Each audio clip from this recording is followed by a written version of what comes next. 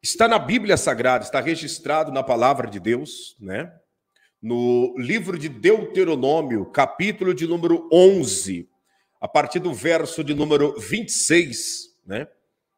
Deuteronômio 11, 26, a seguir, diz assim, ó. Eis que hoje eu ponho diante de vós a bênção e a maldição. A bênção quando cumprirdes os mandamentos do Senhor vosso Deus, que hoje vos mando.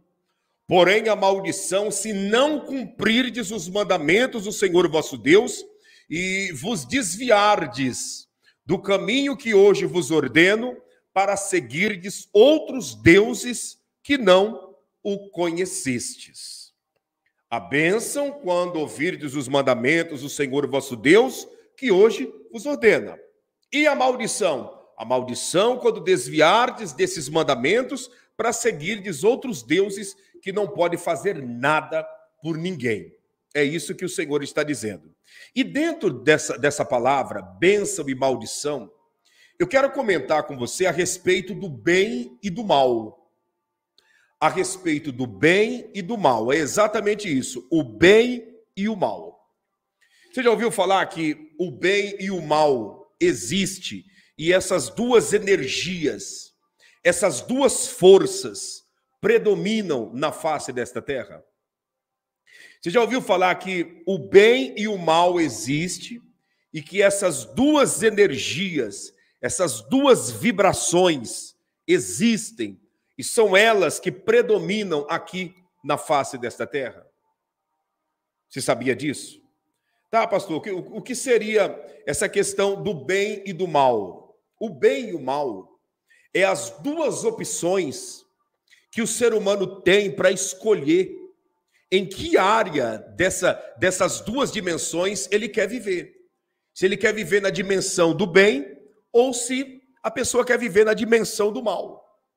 Isso é inegável, independente de religião, independente de quem você venha a ser, todo ser humano está diante dessas duas opções, do bem e do mal. Há muitos que dizem, né, que dentro do ser humano existe dois leões, o leão do bem e o leão do mal. E aquele que você alimentar é o que vai criar forças e predominar na sua vida. Esses dois leões, a gente que entende do evangelho, sabemos que é nada mais nada menos do que o espírito lutando contra a nossa carne. O espírito é o lado do bem, a nossa carne é o lado do mal.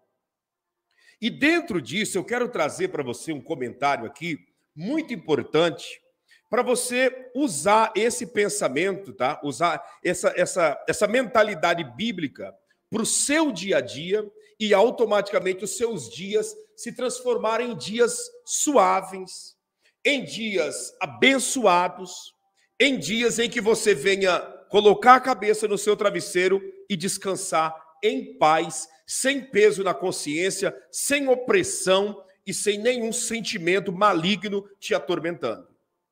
Diante desta questão do bem e do mal, o que atrai o bem? E o que atrai o mal sobre a nossa vida?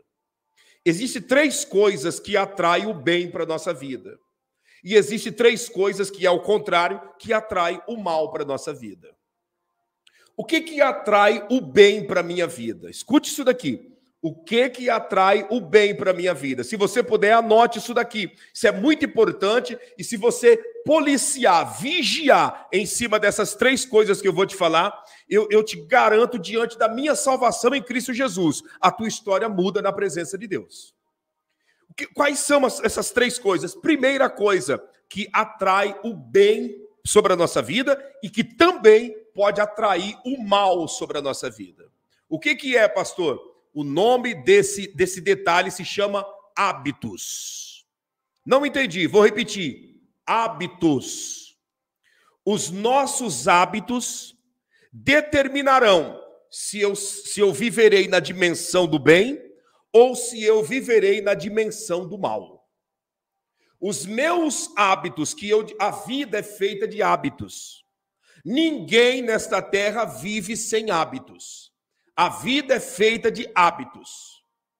Desde criancinha, nós começamos a desenvolver em nossa vida os hábitos. E esses hábitos vão se transformando em comportamentos no dia a dia. Esses comportamentos recebem o nome de caráter e isso começa a fazer parte da nossa vida. Hábitos. E aí vem o grande detalhe para você que está me acompanhando. Escute. Quais os hábitos que você tem desenvolvido no seu dia a dia?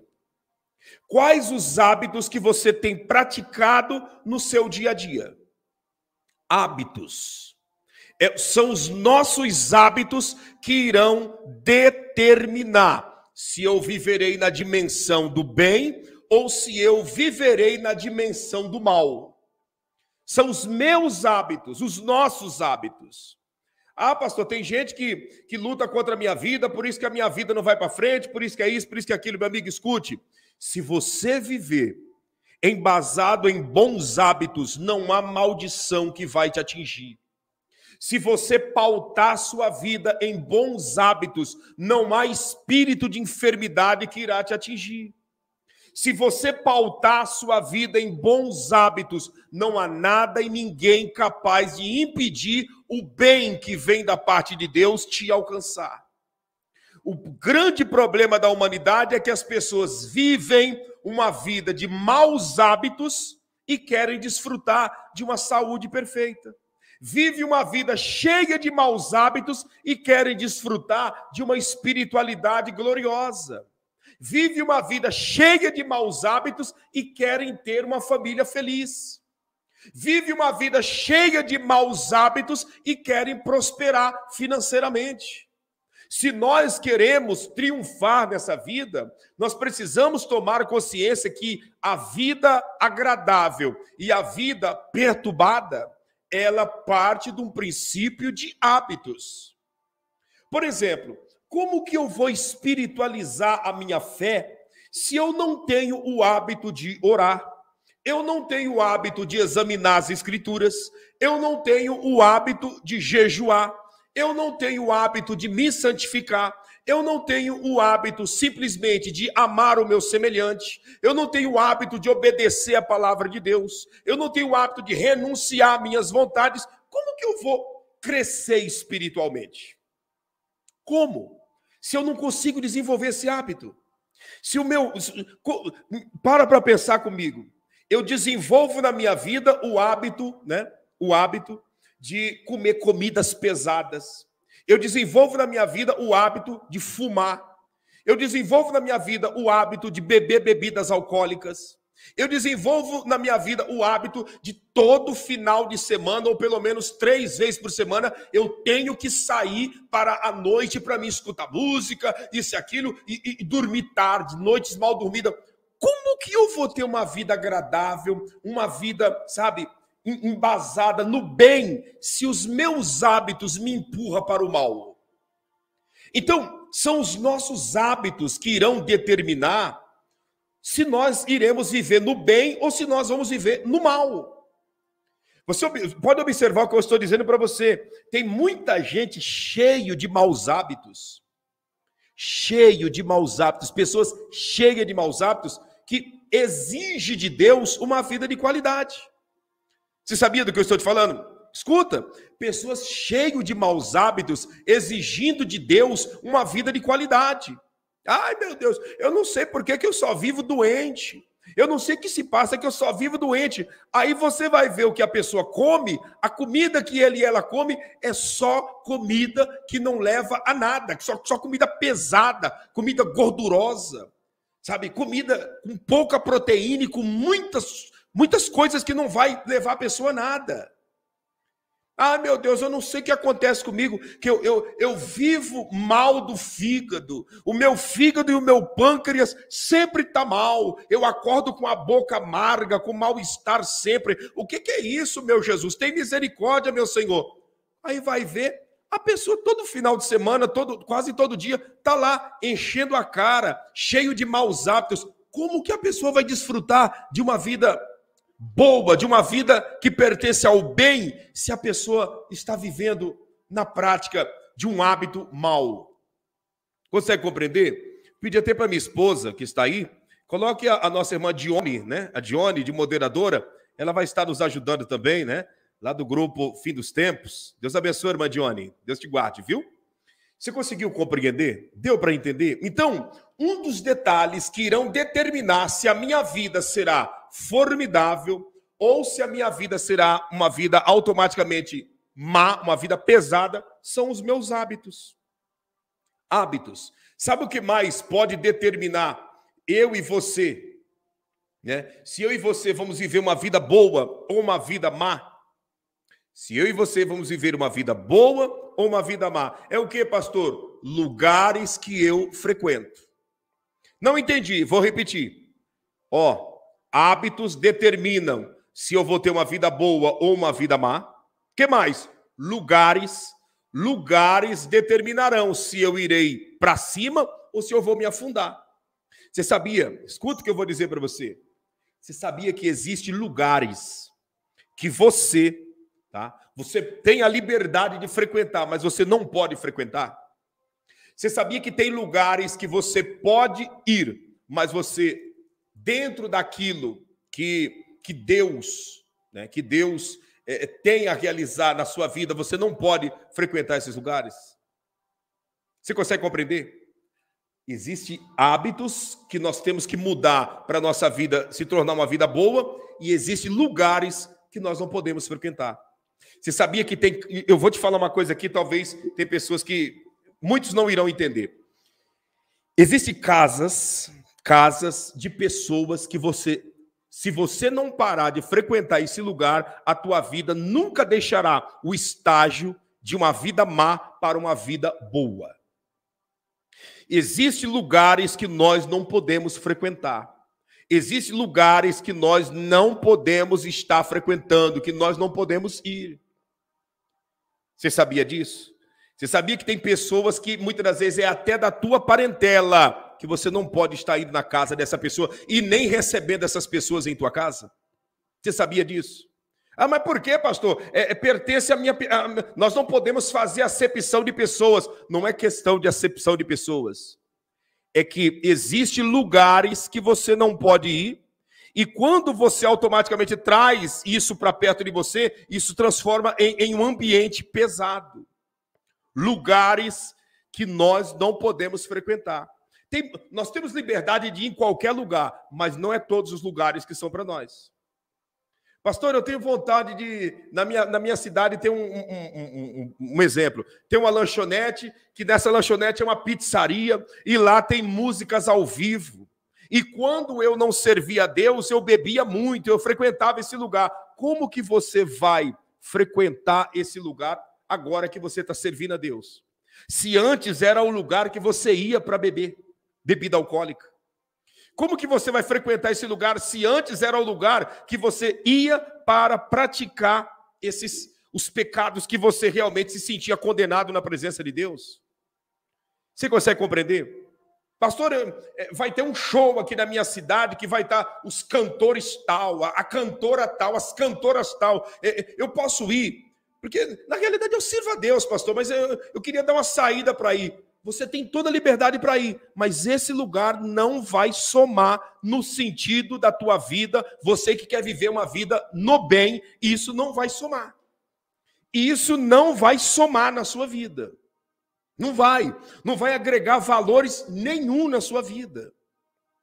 Você consegue compreender? E sabe por que eu estou dizendo isso? Me fizeram uma pergunta agora, esses dias atrás, me mandaram um e-mail perguntando: pastor, aqui na minha cidade vai ter um rodeio. Aqui na minha cidade vai ter um rodeio. E nesse rodeio vai estar uma dupla de cantores aí sertanejo, que está sendo badalado aí no Brasil. E eu gostaria, pastor, de ir lá, porque aonde a gente vai, a gente está escutando as músicas desses cantores e eles cantando. E eu queria ir lá nesse show. Não tem nada a ver. Eu não vou beber, eu não vou fumar, eu não vou fazer nada de errado. Eu vou com a minha família. Tem algum problema nisso, pastor? Foi a pergunta que eu recebi.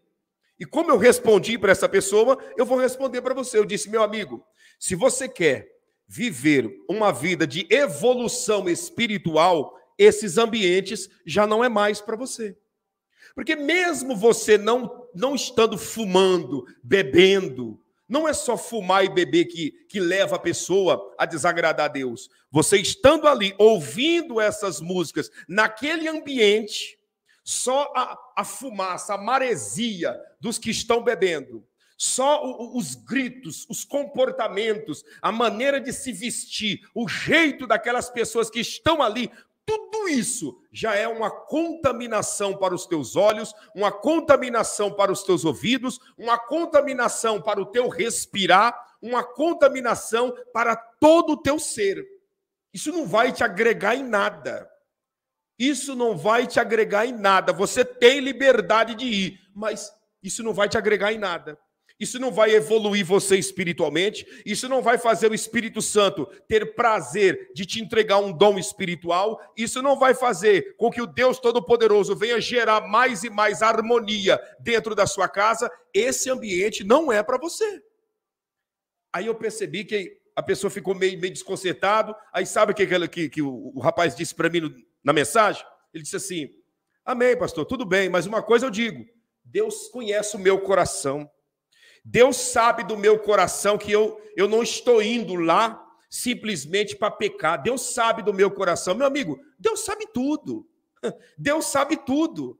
Muitas das vezes a pessoa usa esse argumento: Deus conhece o meu coração, Deus sabe o meu coração. Graças a Ele que Ele sabe. Agora, nós é que temos que saber que tem lugar que não cabe mais a gente. Tem lugar que não cabe mais nós. Você consegue compreender? Existem lugares que não nos cabe mais. Não cabe. Pastor, eu vou para o carnaval para evangelizar. Para de conversa, meu amigo. Deixa de conversa. Tem lugar que não cabe mais. Você consegue entender? Ah, pastor, eu fui lá porque é para levar minha família. Não. Você foi porque você quis, você desejou estar nesse lugar. E esse lugar é um ambiente que vai trazer sobre a sua vida aquilo que é mal e não aquilo que é bom. Tudo que nós formos fazer, nós temos que tomar consciência de uma coisa: isso vai me trazer o bem ou vai me trazer o mal? Tudo que eu for fazer, todos os lugares que eu for frequentar, isso vai me trazer o bem ou vai me trazer o mal? Quando eu passo a viver com essa análise, com essa avaliação, então Deus começa a trabalhar na minha vida e fazendo com que eu possa desfrutar de algo grande na presença de Deus. Como o Henrique disse aqui, né? Olha o que o Henrique disse. Tem muita gente que é a favor da cerveja sem álcool. Eu sou contra. Pois é. Como que conversa é essa de cerveja sem álcool? Que conversa é essa de cerveja sem álcool? Você consegue compreender? Que conversa é essa de cerveja sem álcool? Isso não existe. Isso não existe. O grande detalhe é que a intenção da pessoa, o que está dentro dele, dentro dela, a pessoa está ali bebendo a cerveja sem álcool, mas ela dentro dele, dentro dela, a vontade é de estar tomando uma alcoolizada. E dentro dessas cervejas sem álcool, tem álcool sim, porque ela é fermentada por si só. Ela já tem a fermentação por si só. Então, são colocações e teses que não bate. Nós temos que evitar hábitos, lugares. E o que mais, pastor? Se você quer viver uma vida abençoada, se você quer viver no bem. Gente, deixa eu fazer um pedido antes de eu falar o terceiro detalhe. Foi o que a Nilda Barros escreveu. Gente, só tem menos de 200 likes. Olha a quantidade de pessoas que nós estamos. Seu like não é vaidade, tá? O seu like não é vaidade. O seu like é uma maneira de nós rompermos o algoritmo e o YouTube entender que o conteúdo é bom e repassar para outras pessoas. Então, deixa o seu like aí. Não custa nada você fechar o chat, né? E dar um clique aí, ó, no like para cima, no dedinho para cima. Dá um clique aí. Vamos lá. Deixa o seu like, deixa o seu clique aí. Pronto. Já vai fazer essa live crescer. Só observa dentro de menos de 5 minutos como que a audiência vai subir. Fica vendo a quantidade que nós estamos e com o seu clique, com o seu like, você vai ver que vai começar a subir. Por quê, pastor? Porque o YouTube começa a entender que o conteúdo é bom e vai começar a repassar para outras pessoas. Só observa a quantidade que nós estamos e você vai ver. É automático, vai começar a crescer. Porque é assim que eles entendem que o conteúdo é bom e vai repassando para outras pessoas. Então vamos lá, eu preciso da sua ajuda. Terceiro detalhe, Deus colocou diante de mim e de você a bênção e a maldição, o bem e o mal. Terceiro detalhe, se eu quero viver o bem, ou se eu quero também viver o mal, o que eu preciso? Eu preciso observar, tá? Ó, Se eu quero viver o bem, eu tenho que praticar bons hábitos. Se eu quero viver o bem, eu tenho que vigiar os lugares que eu frequento. Se eu quero viver o bem, eu tenho que tomar cuidado com as pessoas que fazem parte da minha vida. Hábito, lugares e pessoas. Vou repetir. Hábitos, lugares e pessoas. Se você não vigiar as pessoas que fazem parte da sua vida, você nunca irá para frente. Por quê, pastor? Porque não tem como você ir para frente convivendo com pessoas que te puxam para trás.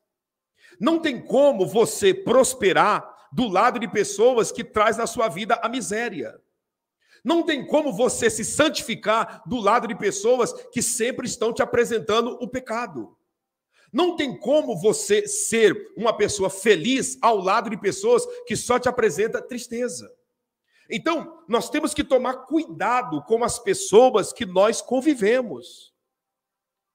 Nós temos que tomar cuidado com as pessoas que andam conosco, que convivem com a gente, que fazem parte do teu círculo de amizade, pessoas que aos domingos frequentam a sua casa para almoçar com você e com a sua família, pessoas que nos finais de semana você geralmente sempre faz uma programação para estar com essas pessoas. Nós temos que tomar cuidado com pessoas que fazem parte da nossa vida. Você sabia que quando Deus quer honrar um homem e uma mulher, ele coloca uma pessoa no caminho desse homem e dessa mulher, para através desse homem e dessa mulher, você crescer na presença dele? Você sabia que quando Deus quer fazer você aprender mistérios, coisas grandes a respeito dele, ele prepara uma situação e coloca alguém nos teus caminhos? Você sabia disso? Você sabia que quando Deus quer prosperar uma pessoa, ele prepara alguém para surgir nos teus caminhos e através dessa pessoa você começa a prosperar? Mas ao contrário disso também, quando Satanás quer atrapalhar a vida de uma pessoa, ele coloca alguém no teu caminho. Aliás, disso aqui ninguém pode negar. Quantas das vezes nós nos atrasamos na vida, quantos atrasos nós não sofremos na vida por uma pessoa que Satanás plantou no nosso caminho. Gente, só para você entender, você viu como que a audiência está subindo? É o seu like. Você viu como que subiu? É o seu like. É isso que eu quis dizer para você, que o seu like é importante para a audiência subir. Escuta, você já percebeu nessa vida quantos atrasos, quantas marcha ré a sua vida não deu por pessoas que Satanás plantou no teu caminho? A pessoa apareceu como quem não quer nada, oferecendo uma voluntariedade que na realidade não tinha nada de voluntariedade, dando uma de gente boa, aparentemente dizendo que era uma pessoa que estava te amando, que queria te proteger, te ajudar, que queria isso, queria aquilo. Quando você abriu o olho, você já estava afundado, afundada. Muitos que estão aqui, depois que o seu olho abriu por essa pessoa que Satanás mandou, o que ficou foi o quê? Uma depressão, uma síndrome do pânico, um sentimento de futilidade, um sentimento de impotência, um sentimento de fragilidade, porque essa pessoa veio mandada pelo maligno para acabar com a tua vida. Quem sabe lá no seu trabalho da mesma maneira. Você chegou e disse assim para o teu patrão, olha, essa pessoa é gente boa, dá um emprego para ele, dá um emprego para ela. E essa pessoa entrou lá, fingindo que era teu amigo, tua amiga, quando pensou que não, foi a pessoa que se levantou contra você e você foi mandado embora porque ela queria o teu lugar. Então, quando Deus quer abençoar uma pessoa, Deus planta, Deus permite um ser humano surgir nos teus caminhos. Mas quando o maligno quer acabar com a vida de uma pessoa, ele também planta uma pessoa nos teus caminhos. Você consegue entender? Então, nós temos que tomar muito cuidado com a questão das pessoas que fazem parte da nossa vida. Eu vou te fazer uma pergunta aqui, gostaria do seu máximo de sinceridade. Das pessoas que fazem parte da sua vida, que nota você daria para as pessoas que hoje fazem parte da sua vida? Se você pegasse todos eles e todas elas e fosse para você dar uma nota, que nota você daria para as pessoas que fazem parte da sua vida? Que nota você daria para as pessoas que fazem parte da sua vida em regra geral? Será que passaria aí de 80? Passaria de uns 70? A nota que você daria para as pessoas que fazem parte da sua vida? Olha, tem pessoa que está dizendo 3. Está mal essa nota, hein? 2. Está muito mal essa nota. Muito mal. 7. 1. Meu Deus do céu. Não tem como crescer. A nota que você está dando aí para essas pessoas que fazem parte do seu convívio, do seu dia a dia, com essa nota aí, não tem como crescer. Hoje daria 8. O Fábio, 5. Né? A Cláudia deu 8, 5. 10. A Bruna Elisa. Né? Sara Valentim, 5. Daniel Bonafé, 4. A Isis, 5, Kátia, 8, Jocineide, 5, Ronald, 2, 5. Você está conseguindo compreender? Pela nota que você está dando, percebe-se que se faz necessário muito, a maioria daqueles que estão escrevendo, não sou eu que estou falando, a maioria dos que estão escrevendo, se faz necessário uma revisão dessas pessoas que fazem parte do teu dia a dia. Olha, deixa eu ver quem mais aqui. 10... 4, 9, 9,9. Só convive com meus pais. 2. Olha, se faz necessário uma revisão. Uma revisão, porque com essas pessoas, 10, com essas pessoas ao seu lado, não tem como você crescer espiritualmente, crescer financeiramente, crescer no tocante à sua autoestima. Porque sem autoestima ninguém vai a lugar nenhum. Crescer na sua autoestima. Olha, 0,5, 6, 0. Meu Deus. Meu Deus, essas notas aí tá comprovando que tá difícil. Tá difícil. 10, né? 10. E assim, você tá vendo? Se for pegar uma nota, uma por uma aí, ó, embasando um por um aí, a gente vamos fazer um balanço geral que não vai passar de 5%. Então, o que a gente aprende? Que se faz necessário essa seleção das pessoas que fazem parte da nossa vida. Porque o que determina se a nossa vida será uma vida boa ou uma vida ruim, se nós faremos parte de um patamar bem ou de um patamar mal, são hábitos, lugares e pessoas. As pessoas do nosso convívio determinam muito quem realmente nós vamos ser. Pastor, mas lá no meu trabalho, as pessoas são más. Eu entendo, no trabalho, tá? No trabalho, você é obrigado a conviver com essas pessoas, mas não quer dizer que essas pessoas fazem parte da sua vida. Não quer dizer que essas pessoas fazem parte da sua vida. Você pode trabalhar em um lugar, conversar com todo mundo, ter comunhão com todos, mas essas pessoas não fazerem parte da sua vida. Essas pessoas não fazerem parte do seu dia a dia. Agora, quando as pessoas fazem parte da nossa vida, isso vai determinar realmente aonde a nossa vida vai chegar. E isso é muito perigoso. Pelas notas que eu estou vendo, isso é muito perigoso. Escuta o que eu vou dizer. Você quer ter uma vida honrosa perante Deus? Mude hábitos, mude lugares que você frequenta e mude pessoas do seu dia a dia. Quando você muda essas 3 coisas, a sua forma de pensar vai mudar, a sua forma de se comportar vai mudar, tudo vai mudar. Tudo. Tudo vai mudar. Eu sou o resultado de hábitos, o resultado de lugares, o resultado de pessoas que estão ao meu redor. Os meus hábitos, os lugares que eu frequento e as pessoas que estão fazendo parte da minha vida formam eu, Claudinei de Oliveira. Os hábitos que você tem, os lugares que você frequenta e as pessoas que fazem parte da sua vida formam você que está aqui escrevendo na linha do tempo e me assistindo nesse momento. Por isso que nós temos que tomar cuidado com essas 3 áreas da nossa vida, porque essas 3 áreas da nossa vida determinarão se eu viverei o bem, que é a bênção, ou se eu viverei o mal, que é a maldição, conforme diz em Deuteronômio 11, 26. Nós temos que estar atento a isso. Hábitos, lugares e pessoas. É isso que eu gostaria, que eu queria deixar para você, tá? Essa reflexão antes de nós entrarmos aqui nas perguntas e nas respostas bíblicas dentro dessa oportunidade. Deu para você entender? Você conseguiu entender? Repita aí, pastor. Vou repetir e se você puder, escreva para que todos venham mentalizar isso. Hábitos, lugares e pessoas. É o que determina a vida de um ser humano. Você é o resultado disso. Você é o resultado dos teus hábitos, você é o resultado dos lugares que você frequenta, você é o resultado das pessoas que te rodeiam. É isso. Não tem como fugir dessa realidade. Nós somos o resultado dos nossos hábitos, o resultado dos lugares que nós frequentamos, o resultado das pessoas que nos cercam e nos rodeiam. Como você está fazendo, escrevendo, isso fica mentalizado dentro de nós e nós passamos a vigiar mais nossos hábitos, a vigiar mais os lugares que vamos frequentar, a vigiar muito mais as pessoas que nos cercam e nos rodeiam. Para pensar no que eu estou te dizendo e avalia. Tem gente que está afundada. Tem gente que está afundada. Como assim, pastor? Tem pessoas que estão com a vida afundada.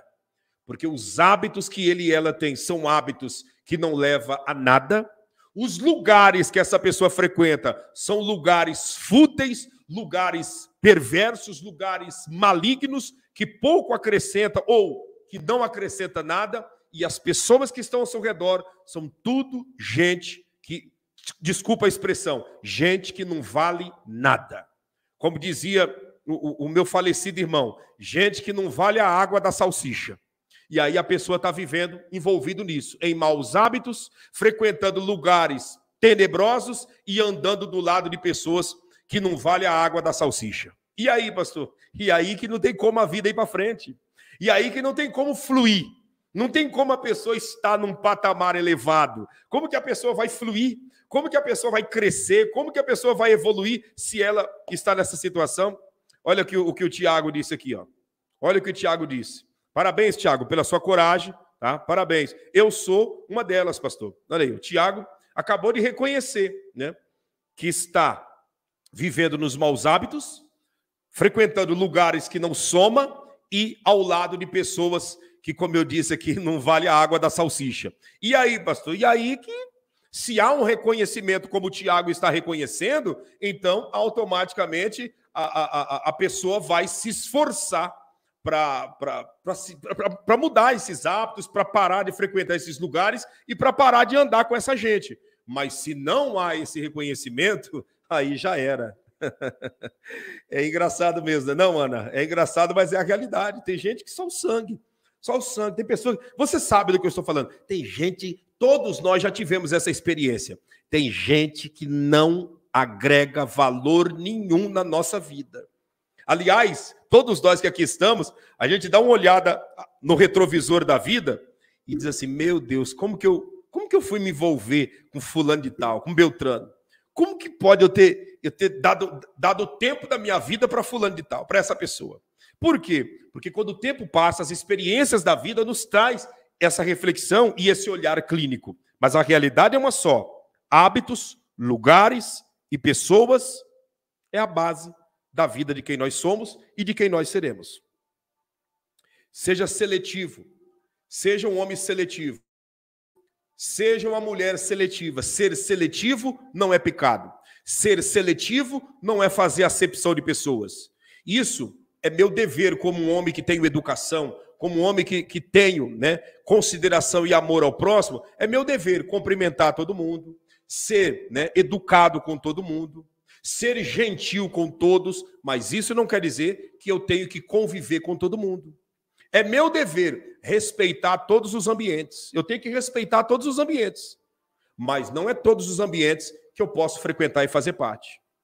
É normal eu respeitar os hábitos das pessoas. Agora, não quer dizer que eu tenho que trazer esses hábitos para a minha vida. Então, que nós possamos policiar nossos hábitos, lugares que frequentamos e pessoas que fazem parte da nossa vida. Tá bom? Combinado, então? Vamos para as perguntas e respostas? Eu vou abrir espaço aqui para 30 minutinhos de perguntas e respostas. Nós somos o responsável pela nossa vida, pelo nível de vida que vamos viver, por aquilo que nós queremos, né? Nós somos responsáveis. Se você vê que tem pessoas que não estão agregando na sua vida, não precisa xingar, não precisa falar nada, apenas se afaste. Não está somando. Não está gerando grandeza de Deus na sua vida, sabe? Não está gerando grandeza de Deus na sua vida. Deixa eu ver aqui. Vamos começar com as respostas, então?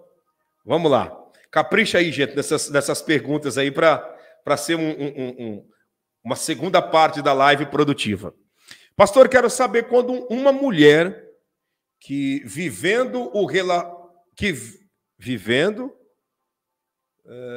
relaciona com homem casado e toma ceia. O pastor dela falou que não tem problemas. Para pensar. Se eu perguntar, Ângela Alves, obrigado pela pergunta. Essa resposta aí, se passar para o meu filho de 9 anos, ele vai dar. Todo mundo aqui sabe qual é a resposta, né? Se tem ou se não tem problemas, uma mulher se relacionando com um homem casado, né? Vivendo na prática, eu não sei se ela é casada ou não.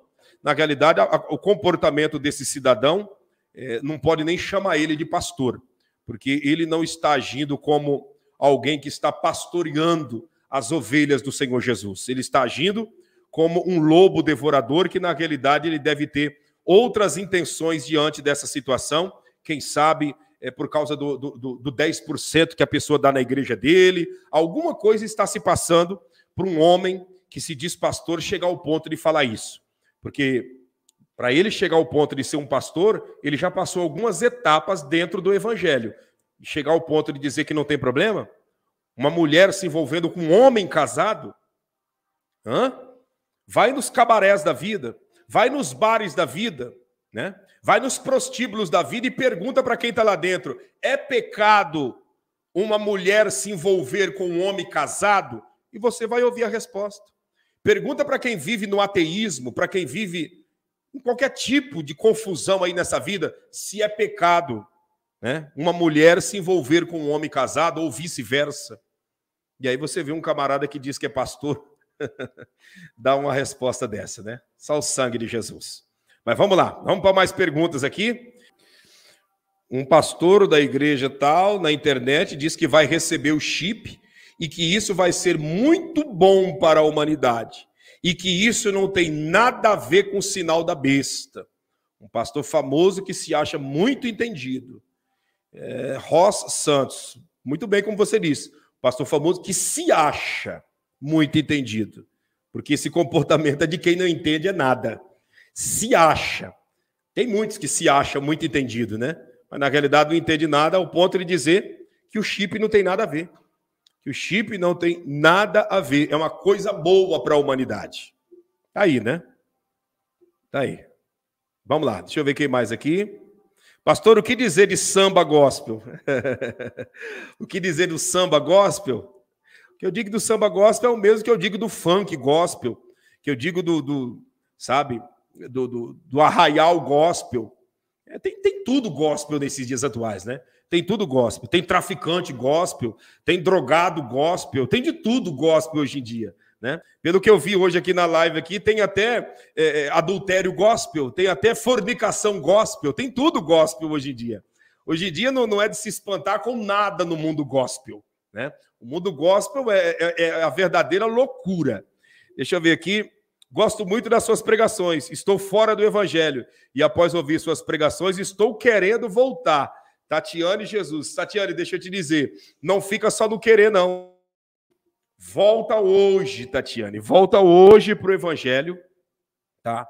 Volta hoje para o evangelho, porque o único caminho que nos conduz à vida eterna é o evangelho. Ah, pastor, não é Jesus? Jesus é o evangelho. Jesus é o evangelho. Então, o único caminho é o evangelho. Volte para Jesus hoje, porque com certeza coisas grandes irão acontecer na sua vida. Você é uma escolhida, você é uma bênção da parte de Deus. Deixa eu ver aqui. Deixa eu ver o que a Paula Alexandra está dizendo aqui. Eu já ouvi um pastor dizer que não tem problema receber a marca da besta, porque carne e sangue não herdarão o reino dos céus. Fiquei chocada. Ninguém refutou ele na igreja. Olha aí. Não tem problema nenhum receber a marca da besta, porque a carne e o sangue não entram no reino dos céus. Olha a colocação de um homem desse. Olha a colocação de um homem desse. Que podemos receber a marca da besta, o chip, não tem problema nenhum, porque carne e sangue não herdarão o reino dos céus. Olha a colocação. E o povo lá, aplaudindo e ninguém refutando uma situação tenebrosa como essa. Brasileiro MC, tá de Rolex, pastor? O brasileiro MC. Muito obrigado por você dar o título de Rolex para o meu humilde relógio, viu? Muito obrigado, viu? Muito obrigado. Que Deus permita a gente ter um Rolex, né?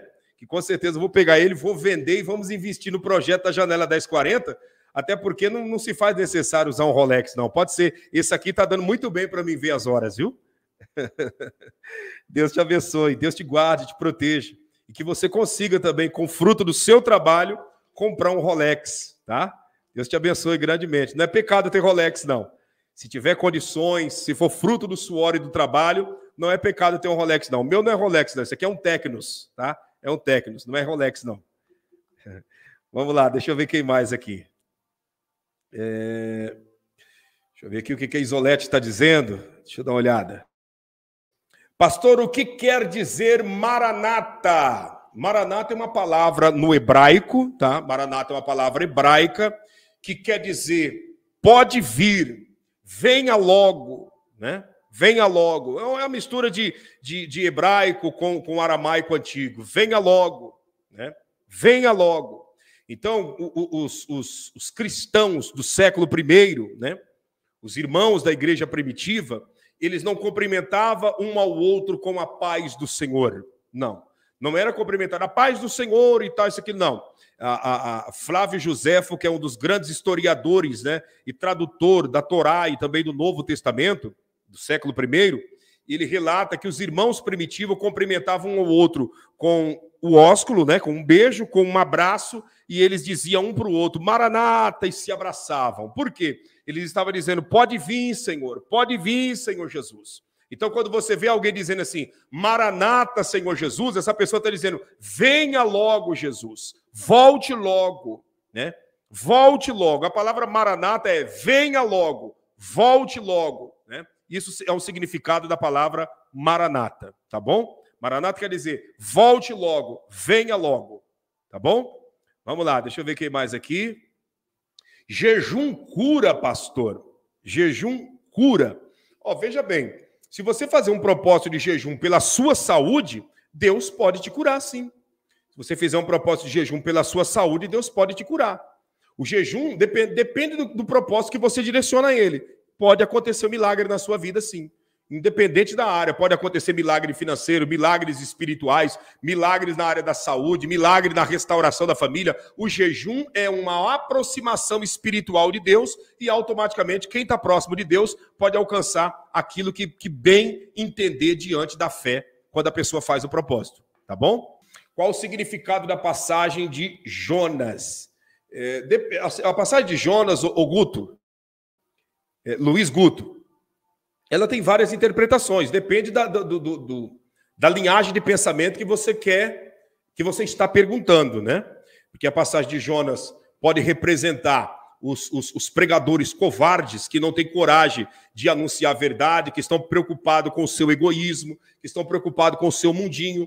Pode representar, conforme Jesus disse, né, da mensagem de Jonas, né, que ele não iria dar um sinal novamente, que o maior sinal era o sinal de Jonas, porque ele estava dando o exemplo dele mesmo, porque assim como Jonas ficou 3 dias dentro do ventre do peixe, Jesus ficou 3 dias morto também, né? Então ele estava dando esse exemplo dos 3 dias de Jonas com os 3 dias dele. Então tem muita significância o significado da passagem de Jonas. Mas no fundo, a mensagem de Jonas é que Deus está disposto. A mensagem de Jonas é que Deus está disposto a perdoar todos aqueles que se arrependem. Essa é a mensagem principal do livro do profeta Jonas. Se alguém perguntar para você, tem várias significâncias, como eu disse, mas a significância maior é se alguém perguntar para você o que significa o livro de Jonas. O livro de Jonas significa que Deus está disposto a perdoar todos aqueles que se arrependem. Não importa o tamanho do pecado, Deus está pronto para perdoar. O rei de Nínive, na qual Jonas foi pregar naquela região, alguns dias atrás, antes de Jonas ir pregar lá, aquele rei pegou uma turquesa, e arrancou a língua do profeta Amitai com a turquesa. Pegou, puxou a sua língua e arrancou. Amitai foi morto assim. Quem era Amitai? Amitai era o pai de Jonas. Então, Amitai foi morto, né, tendo a sua língua arrancada com a turquesa pelo rei de Nínive. E um dos motivos que Jonas não queria ir pregar em Nínive era esse, porque não, esse povo tem que ir para o inferno, tem que morrer mesmo. Mataram meu pai, não vou lá pregar não. E aí Deus deu todas aquelas, permitiu todas aquelas experiências acontecerem, e Jonas foi, pregou, o rei se arrependeu, juntamente com todos os habitantes, e Deus perdoou a todos. Então, a mensagem principal, a espinha dorsal do livro de Jonas é: Deus está pronto a perdoar todos os que se arrependem. Tá bom? Obrigado, Luiz Guto, pela pergunta. Vamos lá. Pastor, dá para servir a Deus em casa? E como? Dá para servir a Deus em qualquer lugar. Dá para servir a Deus em qualquer lugar. Aliás, eu não sirvo a Deus dentro de uma igreja, dentro de um templo. Eu vou num templo para me agradecer, para me louvar, né? Eu vou num templo para me louvar, para me agradecer. Eu sirvo a Deus de verdade é fora do templo. Eu sirvo a Deus no trabalho, eu sirvo a Deus no trânsito, eu sirvo a Deus na escola, eu sirvo a Deus, sabe, no posto de saúde, no supermercado, dentro da minha casa. Eu sirvo a Deus 24 horas por dia. O templo é apenas um lugar que as pessoas optam em ir para estar fisicamente com outras pessoas ali, louvando, outros terem uma oportunidade de cantar, de dar um testemunho, isso e aquilo, mas eu não sirvo a Deus dentro de um templo, eu sirvo a Deus 24 horas durante o meu dia. Eu resumi a minha fé de que eu sirvo a Deus dentro de um templo, então eu não sirvo a Deus, porque ninguém passa de 2 horas dentro de um templo. Ninguém mora dentro de um templo, né? Ninguém passa mais de 2 horas dentro de um templo e ninguém mora dentro de um templo, a não ser o caseiro da igreja que mora nos fundos. Mas ninguém serve a Deus dentro de um templo. A minha vida acontece aqui fora. A pessoa, o máximo que fica em um templo é 2 horas. E o dia se resume em 24 horas. Então eu fico 2 no templo, mas 22 eu estou fora. Aonde eu estou servindo a Deus? É dentro do templo ou fora? Então, servir a Deus não é dentro de um templo. Servir a Deus é 24 horas por dia. Eu entendi o significado da sua pergunta.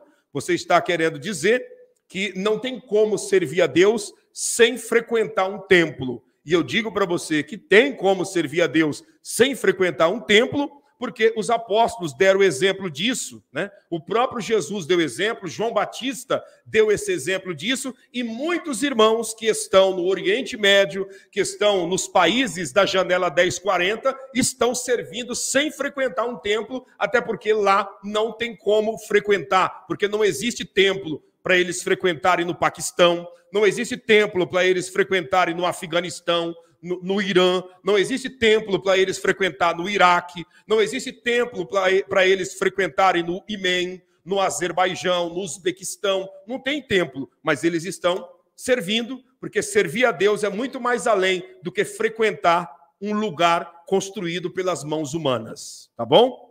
Deus abençoe, Márcio Soares. Vamos lá, vamos continuar com as respostas. Já leu isso daí já? Que José, pai de Jesus, era carpinteiro? Realmente José era carpinteiro. Mas o que é ser carpinteiro? É trabalhar com madeira? Ser carpinteiro e trabalhar com madeira aqui no Ocidente e em outras partes do mundo. Mas no período de Jesus, na época de Jesus, ser carpinteiro era trabalhar lapidando aquelas pedras brancas que construíam casas. Tá? Então, tem muita coisa que nós trazemos para a nossa interpretação. Ah, José era carpinteiro, Jesus também foi carpinteiro e ele mexia com madeira. Carpintaria na época de Jesus não era mexer com madeira, até porque em Israel não tem madeira. Para construir o templo em Jerusalém, precisou vir madeira do Líbano. As madeiras que Salomão construiu o templo em Israel, em Jerusalém, as madeiras vieram do Líbano. Porque em Jerusalém, Israel, não tem madeira. Não existe plantação de madeira. Então, como que José era carpinteiro mexendo com madeira se não tinha madeira naquela época? José era carpinteiro e a carpintaria na época do século I. Na época de Jesus, na época de José, a carpintaria era trabalhar com pedras. Tá? Era trabalhado com pedras. Tá? Ele mexia com pedras. Não era pedra preciosa, pedra bruta. Essas pedras brancas que constrói para construir casas. Então, José era construtor de casas, né? Mexia com pedras, não construtor de casa, ele trabalhava com pedras e automaticamente depois pessoas levavam e construíam algo semelhante, mas José não mexia com cadeira, José não mexia com guarda-roupa, com armário, com essas coisas de madeira, porque na época do século I em Israel não existia árvore para isso, tá?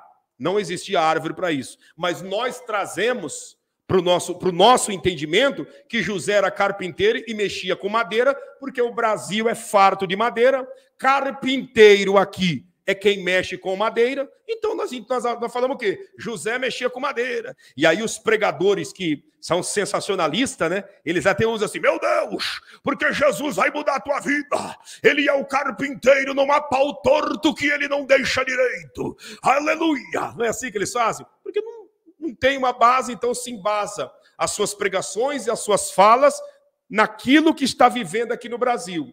E esquece que nós estamos quase 16 mil quilômetros do Oriente Médio, de Israel, aonde é a terra de Jesus. Né? Então, o que acontece lá, se você não frequentar lá, se você não ir lá, se você não ver com os teus olhos, você vai continuar acreditando na tese que é apresentada por muitos anos aqui no Ocidente, porque a realidade de lá é outra realidade aqui, entende?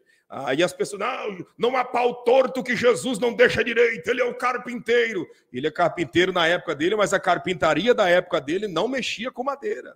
Madeira era aqui, e é aqui, lá não. Carpinteiro lá da época de Jesus mexia com pedras. E eu estou encerrando aqui com vocês agora, nesse momento, pedindo a você, o número da conta do ministério está na linha do tempo, nos ajude no projeto da Janela 1040 com as suas primícias, com o seu melhor, tá? Nos ajude com o seu melhor, com as suas primícias, para que nós possamos avançar nos 62 países menos evangelizados na face dessa terra através destas lives, tá bom? O número da conta, o número do Pix e o número do meu WhatsApp. Os nossos moderadores estão colocando aí na linha do tempo, tá? Estão colocando já. E eu vou já fixar aqui. Estou esperando os moderadores colocarem. Já colocou, mas agora passou e eu não consegui ver. Seja membro também aqui desse canal, tá? Seja membro desse canal. Escolha um dos valores para você estar nos ajudando. Seja membro. Vai ser bênção de Deus você sendo membro aqui do canal juntamente conosco. Que o eterno Deus te abençoe, te guarde, te proteja. Te livre de todos os males em nome de Jesus. E que a promessa do Deus de Israel recaia sobre você, sobre sua casa e sobre toda a sua família, desde agora e para sempre, em nome de Jesus. E todos digam amém. Deus abençoe a todos. Beijo na sua alma, deixa o seu like e vamos para cima em nome do Senhor Jesus.